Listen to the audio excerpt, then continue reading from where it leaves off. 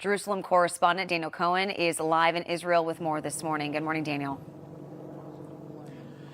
Yeah, hey, good morning to you. It sounds that there's some news there that the two sides are far apart, that Israel and Hamas are not close to any kind of a deal for a ceasefire in exchange for the release of Israeli hostages.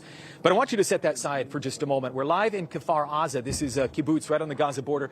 You might have heard that there are artillery. They go about every 15 or 30 seconds, but I'm going to walk backwards with you.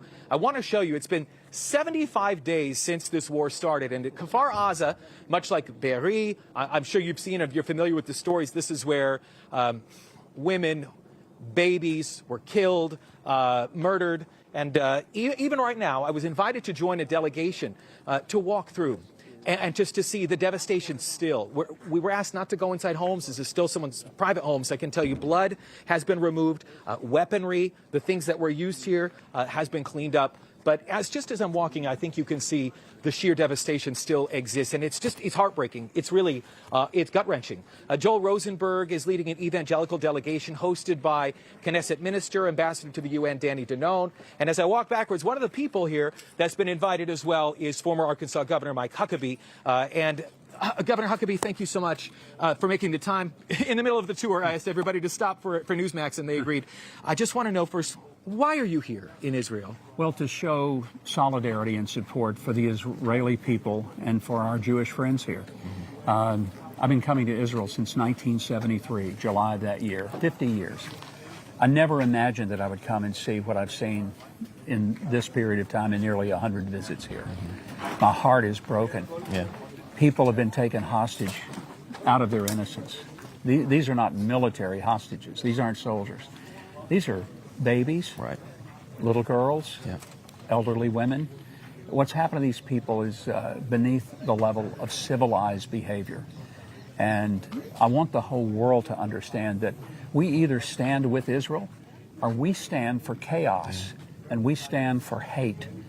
And I don't want to ever stand for chaos and hate and the destruction of innocent lives. We've been walking around here for about 30, 40 minutes now, seeing bullet holes, seeing burn marks, entire buildings, entire homes that have been burned. I'm personally angry. I'm an Israeli and an American both, but I know that the people live here, and for those of you that maybe don't know, the people that live here are very peace-loving.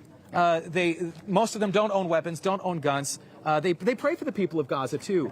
What do you think when you see doors that clearly have been kicked in, the burn marks everywhere, and just knowing what happened here on October 7th, and just still the gut wrench, the heartache that you can feel just when you walk around? As bad as everything they did was, and it was as bad as anything that's happened on planet Earth, ever.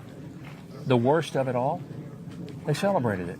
Right. They actually celebrated what they did. They were proud of it. And rather than have shame for the slaughter of innocent human beings, they proudly called their families back in Gaza and told their parents how many Jews they killed. That's why I say it's time for us to quit pretending that there are two sides. There are not two sides. There's only one side of this. It's the good side of believing that humanity should act like human beings. Yeah. And that's where we stand. Yeah. And it's where I want to make sure as many people as possible can stand. Thank you, Governor Huckabee, for being here. You, just your presence and your feet on the ground in this place carries a lot of weight. Thank you. I just want to point out a couple things as I send it back to you guys as well. Skip Heitzig, he's a pastor of a Calvary Church, is behind us. Ken Blackwell, former Secretary of State of Ohio. Sam Brownback, former governor of Kansas, senator. He's here. So it's a very powerful delegation. And I know the powerful voice. You chose to fly into a war zone to say, Israel, we stand with you. We're behind you 100%. And as I send it back to you, I want to tell you, no one lives here. I want to take that back. There's one couple, we were told. There's one. This is their home. So while it is still a war zone, and like you said, you heard in the beginning of the live shot, the artillery shell going off, it's a senior couple. It's an older couple that were evacuated. And I was told at the beginning of the tour that Tel Aviv was too loud for them and that they would rather be here amidst the devastation, amidst all of what you see and what you hear. Even with the artillery rocket fire, they called it the musical chaos, or what it was called.